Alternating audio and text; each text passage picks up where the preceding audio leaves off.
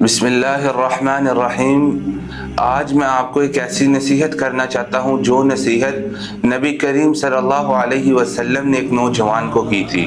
یہ نصیحت آج کے نوجوانوں کے لیے روشنی کا مینار ہے، کیونکہ معاشرہ فتنوں سے بھرا ہوا ہے اور خواہشات بہت آسانی سے انسان کو بہکا دیتی ہیں۔ ایک نوجوان نبی کریم صلی اللہ علیہ وسلم کی خدمت میں آیا اور عرض کیا کہ یا رسول اللہ، مجھے زنا کی اجازت دیجیے۔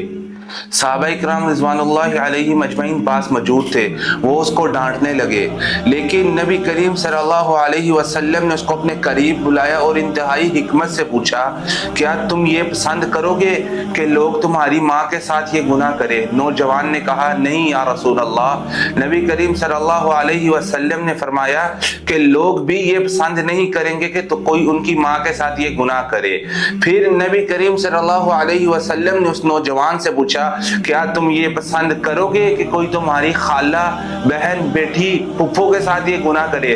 نوجوان نے ہر بار کہا نہیں یا رسول اللہ۔ نبی کریم صلی اللہ علیہ وسلم نے فرمایا کہ لوگ بھی یہ پسند نہیں کریں گے کہ ان کی عورتوں کے ساتھ کوئی یہ گناہ کرے۔ پھر نبی کریم صلی اللہ علیہ وسلم نے اس نوجوان کے سینے پر ہاتھ رکھا اور اس کو دعا دی کہ اللہ اس کے سارے گناہوں کو معاف فرما دیجئے، اس کے سینے کو پاک صاف کر دیجئے اور اس کی شرمگاہ کی حفاظت فرما دیجئے۔